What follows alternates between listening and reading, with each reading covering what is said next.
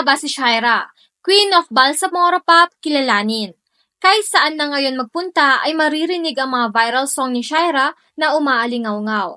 Ngayon sa iba't ibang mga music streaming service at isa na ring viral dance challenge.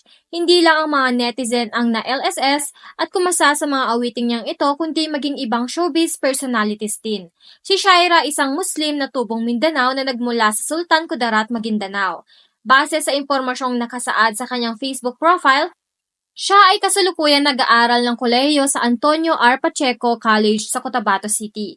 Samantala marami naman ang naintriga patungkol sa kanyang love life dahil na rin sa kanyang mga kanta na tungkol sa pag-ibig.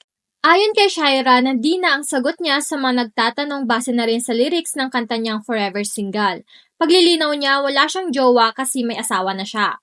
Ito ay sa katauhan na nagngangalang Abdul Muiz Abdul Abdullah. Silang dalawa ay ikinasal noong March 23, 2019. Pagdating naman sa pag-awit, bukas si Shaira sa pagsasabi na naroon ang pagmamahal niya sa musika. Hilig niya raw ang kumanta kahit na hindi kagandahan ang kanyang boses. Katunayan, siya ay bahagi ng grupong Trigger Band na gumagawa ng musika sa YouTube at nagtatanghal sa mga gigs at mga events. Kasalukuyan na nasa ilalim siya ng pamamahala ng record label AHS Production. Sa ilalabas na ulit na produksyon ng kanilang official Facebook page noong March 16, 2024, binahagi rito ang kwento ng pagsisimula at tagumpay ni Shaira. Nakasaad na mahigit kumulang 1 taon na noong unang itong sumalang at sumama sa kanilang pangangalaga na ang tanging hangarin lang ay ang makapag-record ng sariling kanta bilang alaala. Inilarawan si Shaira na mahiyain, palangiti, mapagkumbaba at walang masyadong self-confidence dahil kauna-unahin salang pa lang nito sa recording. Gayunpaman sa kabilang araw na mahigpit at striktong pagtuturo ng AHS Production sa mga dapat isalang-alang kapag nagre-record o nagtatanghal, nangingibabaw ang nakitang determinasyon at pagiging masunurin nito.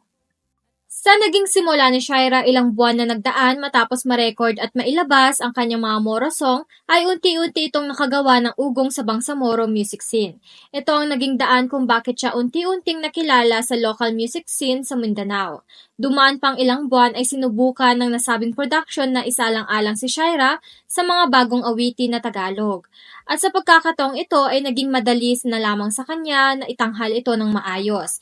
Ang dating mahiyain ay nagkaroon ng lakas ng loob na ipakita pa ang kanyang talento. Hindi nilimitahan ang kanyang kakayahan. Mas lalo pa siyang nahasa sa kaliwat ka ng imbitasyon sa gigs at concerts. Sino mag-aakala na ang dating pasabit-sabit at pasama-sama lamang sa ibang banda ay nagkaroon na rin ng sarili niyang mga bookings, major events, kasama ang kanyang bandang Trigger Band. Sa lumipas na mga araw at buwan ay patuloy ang pag-usbong ng pangalan ni Shaira hindi lang sa Mindanao kundi pati na rin sa Luzon at Visayas at maging sa ibang bansa. Talaga namang agaw pansin sa mga manonood at tagapakinig ang kanyang mga awitin na nabibigyan niya ng magandang performances, tamang emosyon at mga facial expression. Talaga rin namang pumatok sa panlasa ng mga tagapakinig ang kanyang mga awitin na may mga kakaibang tugtugin. Nakakaakit na mga lyrics na siyang dahilan kung bakit siya ngayon ang kinilalang Queen of Bangsamoro Pop. Pero kung may awitin si Shaira talaga namang pumukaw sa atensyon ng lahat, ito ay walang iba kundi ang viral song niya na Selos. Ang naturang awitin na sinasabing mula sa himig ng Trouble is a Friend ng Australian singer, songwriter and actress na si Lenka na inilabas noong 2008. Pumalo ang Selos sa iba't ibang music streaming services at tinalo pa ang ibang viral na OPM song ngayon. Naging background music din ng kanta sa mga dance challenge at maging sa mga template video na talaga namang kinaliwan ng mga netizen. Kaya hindi nakapagtataka na kinilala ng isang music streaming app ang kantang Selos bilang number 1 sa Spotify Viral Song PH noong March 8, 2024, kung saan pumapalo sa 845,000 ng streams. Hanggang ngayon meron na siyang higit na 310,000 na mga tagapakinig kada buwan sa Spotify. Samantala, as of March 19, 2024, ang nasabing awitin ay nakakuha ng kahangahangang 8.7 million views at 1.4 million likes sa nasabing music streaming app. At daan-daang libong views naman sa TikTok. Katunayan, ang ilang mga bersyon ng kanta ay umabot sa milyon-milyon ng mga views. Ang kantang ito ay na-inspire din sa isang TikTok dance craze na kumalat sa buong mundo. May mahigit na 511,000 entries sa ilalim ng kanyang audio. Ayon sa HS Production, maging sila ay hindi akalain nakakagatin ng masa ang selos. Kung ano pang araw yung minadali at hindi masyadong sineryosong likha, ayun pa ang naging super viral. Sa kabila ng mga memes at biro, tunay na napukaw ni Shaira ang pansin ng mga tao sa kanyang lakas ng boses. Tulad ng pinakita niya sa isang video na kumakanta siya ng live. Siya rin ay nagbigay ng inspirasyon sa posibleng bagong alon ng musika na tinatawag na Bangsamoro Pop o B-Pop. Ikinatawag din ng maraming netizen ang moment na ito ni Shaira dahil ibang mukha at naratibo naman ng Bangsamoro ang nakikita at naririnig ng publiko. Sa kabila ng nangyari ngayon sa kanyang karera bilang mga awit, ay nanatili siyang mapagkumbaba at ramdam ang puso nito sa kanyang mga ginagawa.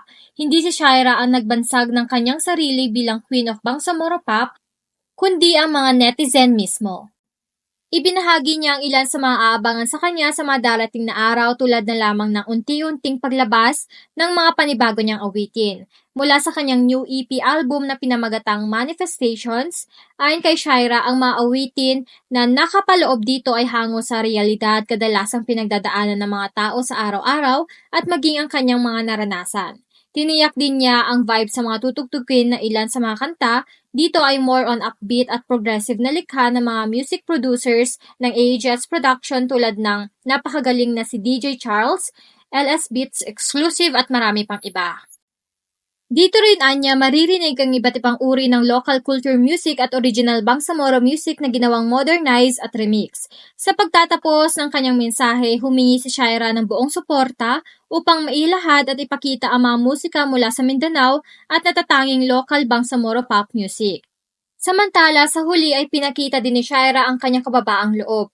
Wala itong pangaangkin upang mamayabag sa kung anumang ibang sabihin sa kanya. Nanatili ito sa kanyang layunin na ipakilala at iangat ang Bangsamoro pop music, hindi ang kanyang sarili lamang. I-post ang inyong comments at reaction sa ibaba at huwag kalimutan i-like, i-share ang video na ito at i-subscribe ang aming channel. Thank you for watching!